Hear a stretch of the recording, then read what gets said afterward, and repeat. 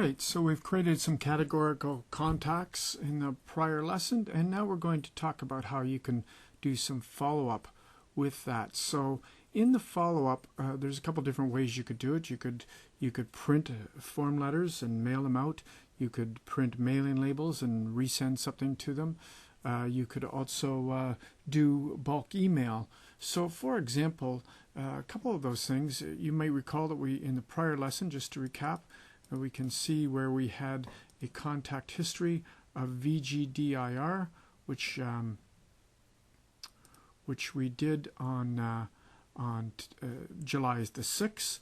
And what we can do now is we can manage how we follow up with that. So for example, under the reports section, before we did this under category reports, but now we can go to activity reports, for example, and we can do mailing lists by activity, or we could also do lists if we just want a list of who was contacted. But if we do mailing lists, for example, once again we can do a full range of prospects by indicating the company name is blank to ZZZZ.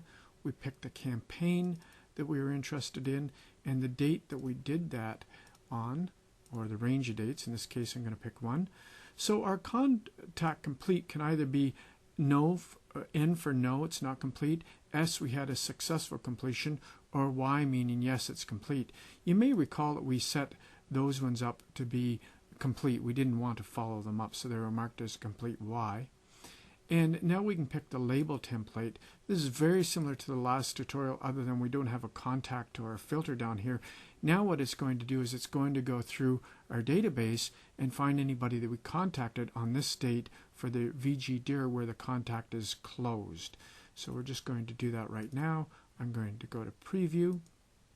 Also remember the ability when you're doing the mailing labels to start at a particular position on your page. And basically it's now printed all of those contacts that we have done that qualify by that criteria. So that's very quickly how you can do labels. You can do the same thing for lists. It's exactly the same thing here. And lastly, what you might want to do is follow up rather than by printed contact. You might in fact want to do an email follow-up. So that's done a bit differently. We go under the contact tab in our menu and go to email follow-up here, and basically we do company from and to, so we do the whole company here, and we could pick the campaign. Again, it's going to be VGDIR, and we are going to pick the date that was done. Again, in this case it was done on July 6th to July 6th, and where the contact is yes, and we can put a subject on following up, whatever the subject happens to be. You can type your message in here. Hi, recently you were in blah blah blah blah blah. Or what you can also do, and what we do quite often, is you can also attach an attachment to that. And what we happen to do is we get a little bit more advanced because we have attachments that are in HTML format, and that may or may not mean anything to you. So for example, we do our press releases in HTML, and then we attach that and use that as the body rather than this message here. This will not appear, but rather this attachment will become the body of the invoice.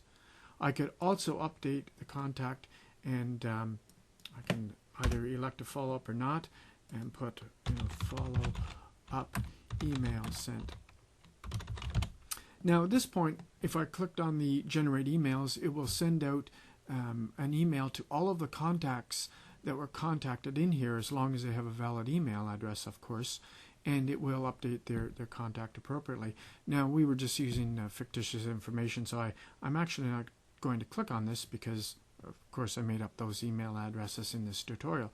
But that's how you would do a follow-up by email on here. And that concludes this lesson.